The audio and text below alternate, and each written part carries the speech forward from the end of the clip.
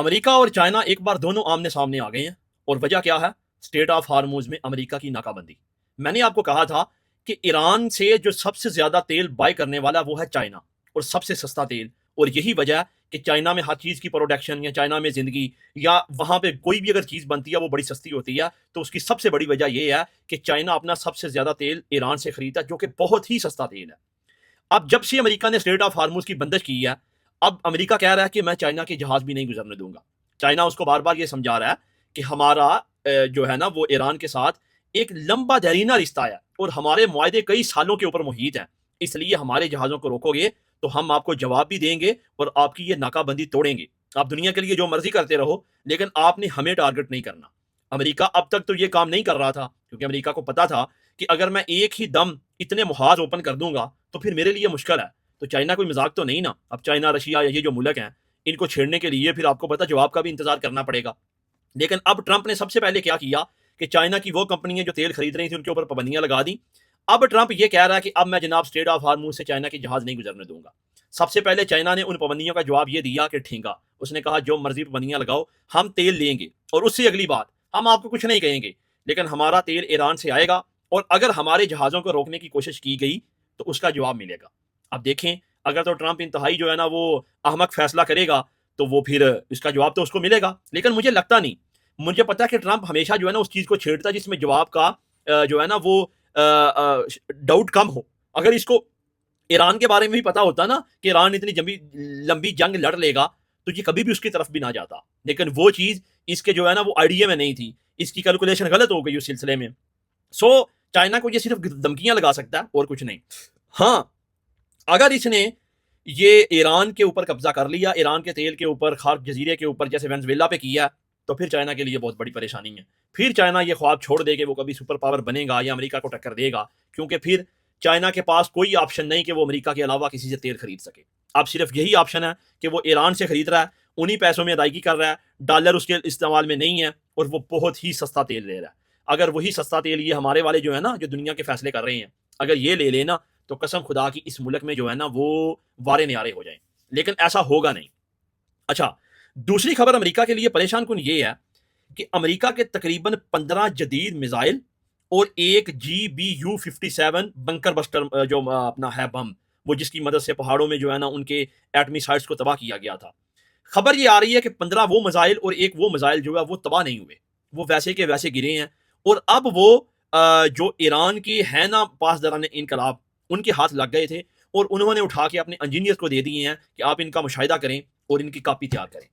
ये चीज़ अमेरिका के लिए बड़ी खतरनाक है, क्योंकि अमेरिका के पास जो टेक्नोलॉजी होती है, अमेरिका वो किसी को देता नहीं है। अगर वो देता है तो उसकी पूरी फुल प्रूफ सिक्योरिटी बना के वो फिर देता है। लेकिन खबर ये आ रही है कि अब वो तमाम बम और बंकर बस्टर जो है और मिसाइल जो हैं, वो ईरान के इंजीनियर्स के हाथ लग चुके हैं, और वो तेजी से उसके ऊपर काम कर रहे हैं कि हम इसका तोड़ भी निकाल लें और हम जो है इसकी कॉपी भी तैयार करें। अब ये चीज़ ट्रंप के लिए बड़ी परेशान कौन है। जाहिर है, जब एक टेक्नोलॉजी बनाई जाती है तो उसके पीछे पूरा सेटअप होता है।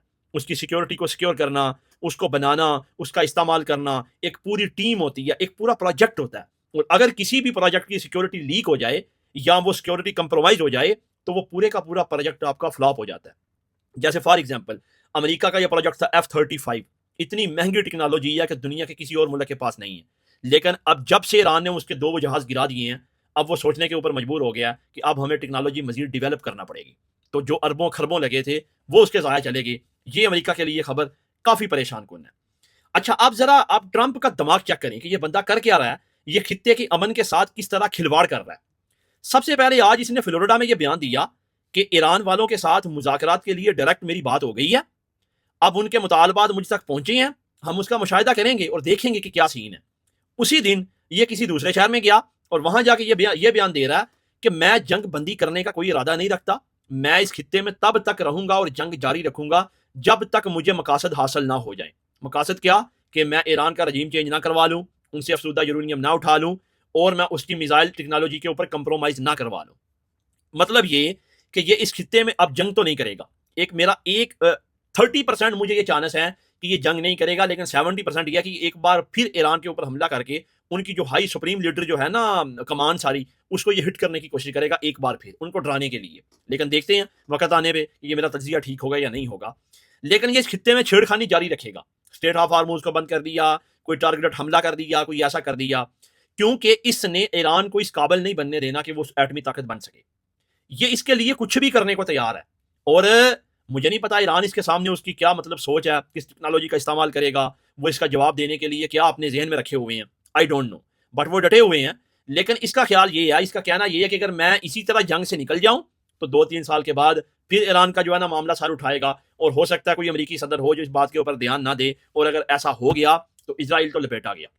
अच्छा, अब इसराइल अकेला तो ईरान के साथ लड़ नहीं सकता जब तक अमेरिका की आशीर्वाद ना हो।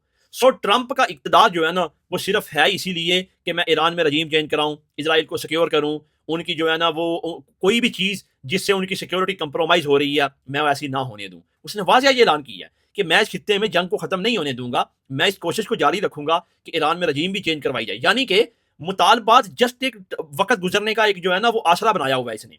उसके पीछे इसकी प्लानिंग है कि मुज़ाकरात करेंगे, जो अगर वो 2 शराइत मानेंगे तो हम 4 कर देंगे, वो 4 मानेंगे तो हम 8 कर देंगे, और यही कुछ कर रहा है। हालांकि आज अमेरिका के एक जरीदा वॉल स्ट्रीट ने यह खबर ब्रेक की थी कि ईरान जो है उसने अपने मुज़ाकरात में उसने अपने जो है ना वो शराइत हैं उसमें थोड़ी नरमी दिखाई है, और नरमी दिखा के वो बाकायदा पहुंचा भी दी है अपना ड्राफ्ट जो है ना वो ट्रंप को। अब खबर आ रही है कि शायद अगले हफ्ते दोबारा पाकिस्तान में ये दोनों के मुज़ाकरात हों। लेकिन उसके फौरन बाद ट्रंप ने यह बयान दे दिया कि नहीं नहीं ये नाकाफ़ी है, मुझे और मुतालबात मनवाने पड़ेंगे। सो ये मुज़ाकरात करने के लिए लायल है ही नहीं है, ये सिर्फ इस चीज़ में लायल है कि वक्त गुजरे, मैं कोई ना कोई टारगेटेड कार्रवाई करूं।